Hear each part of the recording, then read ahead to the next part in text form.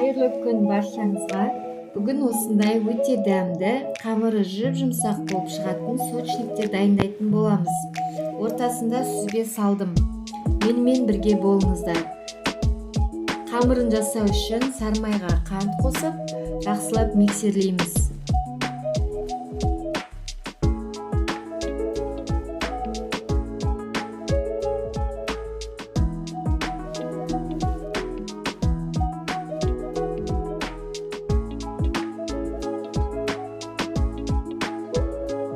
Содан соң бір жұмыртқа қосамыз, қаймақ қосып жақсылап араластырамыз.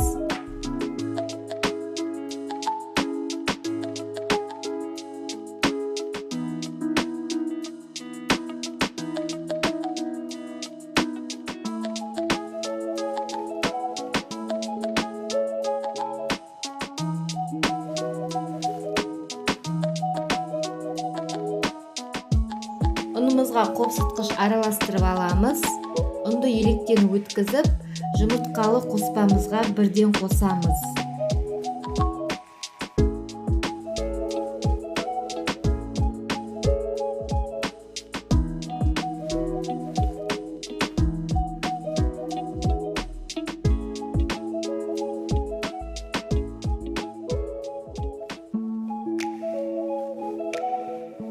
Содан соң миксердің бірінші жылдамдығында ақырындап миксерлейміз.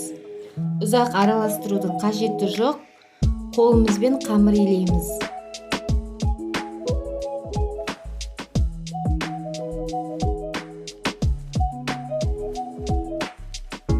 Осылай біркелкі болып қосылса болды. Ұзақ илеудің керегі жоқ. Енді осыны салафанға салып, 1 сағатқа тоңазытқышқа қоямыз. Салмасын дайындайық. Творогқа, яғни сүзбеге сары уыз қостым. Қант, ұн және қаймақ қосып, шанышқымен араластырамыз.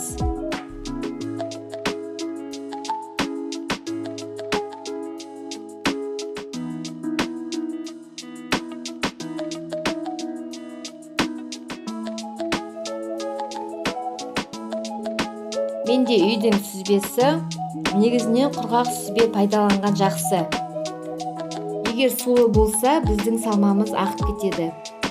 Егер қатты сулы болып жатса, тағы да кішкене ұн қоссаңыздар болады. Бірақ дәмі кішкене өзгеруі мүмкін.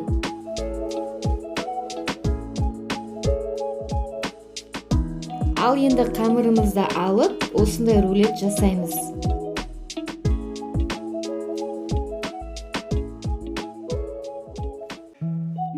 Содан соң бірдей бөліктерге бөліп аламыз. Әр қайсысын осылай дөңгелектеп жайып шығамыз.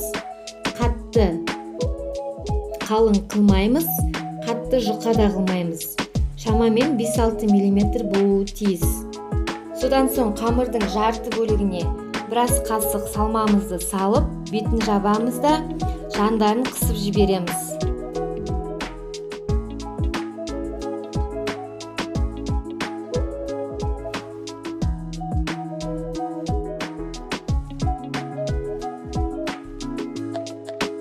Противенге пергамент қағазын төсеп саламыз. Ал сочнигімізді майлап шығамыз. Ол үшін жұмыртқаның сарысына сүт араластырдым. Ең бірінші қамырына жайып шығамыз. Барлығын содан кейін творогтарға да жағып шығамыз. Пеште 180 градуста 25-30 минуттай пісіріп аламыз.